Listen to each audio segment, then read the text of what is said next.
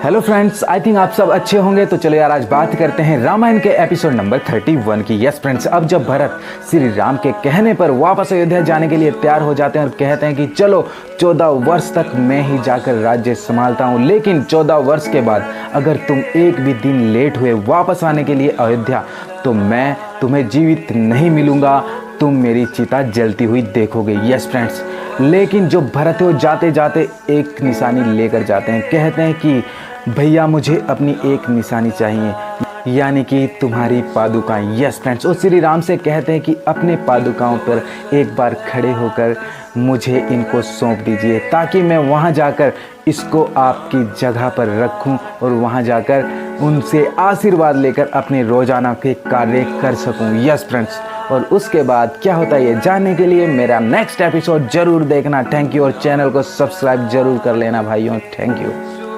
Hello friends, I think आप सब अच्छे होंगे। तो चलो यार, आज बात करते हैं रामायण के एपिसोड नंबर 32 की। यस फ्रेंड्स, अब जब भरत वापस अयोध्या लौटते हैं और श्री राम की पादुकाएं उनके साथ होती है तो उनको वो श्री राम की जगह विराजमान रखते हैं और उनका आशीर्वाद लेकर कहते हैं कि मैं अब यहाँ से नंदीग्राम चला जाऊँगा और वहाँ जाकर श्री राम के भांति ही एक कुटिया बनाकर उसमें ही रहूँगा, क्योंकि अगर श्री राम कुटिया में रहेंगे तो मैं भी कुटिया में ही रहूँगा। लेकिन दूसरी ओर जो श्री राम थे चित्रकूट में रहते थे, वहाँ से दूसरी ओर चल पड़ते हैं, क्योंकि उन्हें लगता है कि भरत यहाँ पर कभी भी वापस आ सकता है, क्योंकि वो बहुत ही भावुक है। तो वो भी चित्रकूट से चल देते हैं और इस तरफ जो रानी कैकेयी है वो अपने पुत्र भरत के पास आती है कुटिया में, ये बोलने के लिए कि मुझे भी क्षमा कर दो और मैं भी तुम्हारे साथ कुटिया में ही रहूँगी। लेकिन भरत ये बात नहीं मानते और कहते हैं कि तुम अगर पापों का पश्चाताप करना चाहती हो तो ये कोई भी सॉल्यूशन नहीं है कि तुम मेरे साथ कुटिया में रहकर इसका पश्चाताप करोगी, तो तुमको वहीं पर रहना होगा ताकि तुम्हें वो बातें चुभे। चलिए यार, आज बात करते हैं रामायण के एपिसोड नंबर 33 की। यस फ्रेंड्स, अब श्री राम महर्षि अत्रि के आश्रम जाकर उनसे मिलकर तथा अपनी पत्नी को उनकी पत्नी अनसुया से मिलवाते हैं। उसके बाद उनकी जो पत्नी अनसुया होती है वो सीता माता से मिलती है और उनको पतिव्रता का ज्ञान देती है और कहती है कि पति के चरणों में ही हमारा संसार है और हमेशा हमको एक निष्ठ होकर पति की सेवा करनी चाहिए और हमेशा हमको सुंदर दिखना चाहिए। मैं तुम्हें कुछ वस्त्र और आभूषण दूंगी, इनको पहनकर तुम्हें अपने पति के सामने जाना है। यस फ्रेंड्स, और कुछ वस्त्र और आभूषण उनको देती हैं और सीता माता उनको पहनकर श्री राम के सामने चले जाते हैं। तो फ्रेंड्स, उसके बाद श्री राम बहुत प्रसन्न हो जाते हैं, क्योंकि जो अनसुया उन्होंने कहा था कि जो पति हैं वो एक पत्नी को सुंदर देखकर बहुत प्रसन्न हो जाते हैं और खुश रहते हैं। तो फ्रेंड्स, उसके बाद जो श्री राम है वो महर्षि से पूछते हैं कि अब आगे का रास्ता। हेलो फ्रेंड्स, आई थिंक आप सब अच्छे होंगे। तो चलो यार, आज बात करते हैं रामायण के एपिसोड नंबर 34 की। यस फ्रेंड्स, अब श्री राम महर्षि अत्रि के कहने पर ऋषि सरभंग की कुटिया की ओर चल पड़ते हैं। यस फ्रेंड्स, लेकिन उन्हें बीच रास्ते में एक विशालकाय राक्षस का सामना करना पड़ता है। यस फ्रेंड्स, उसका नाम था विराट।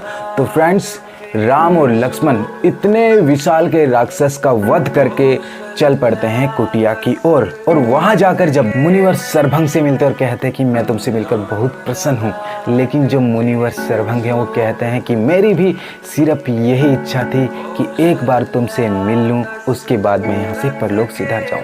और उसके बाद वो अपनी शक्तियाँ जो है श्री राम को देना चाहते हैं, लेकिन श्री राम मना कर देते हैं और कहते हैं कि मैं ये शक्तियाँ अपनी मेहनत से पराजित करना चाहता हूँ। यस फ्रेंड्स, उसके बाद वो वहाँ से विलुप्त होकर परलोक चले जाते हैं। यस फ्रेंड्स, और आगे क्या होता है ये जानने के लिए मेरा नेक्स्ट एपिसोड रामायण के एपिसोड नंबर 35 की। यस फ्रेंड्स, अब श्री राम को अपने रास्ते में बहुत सारे राक्षसों का वध करना पड़ा, जो कि ऋषि और मुनियों की तपस्याओं को भंग करने आया करते थे तथा उन पर आक्रमण किया करते थे। यस फ्रेंड्स, अब श्री राम को 10 वर्ष वनवास में हो चुके थे। उसके बाद वो जाकर मिलते हैं सुतीक्षण से, जो कि हरि की भक्ति में लीन होते हैं।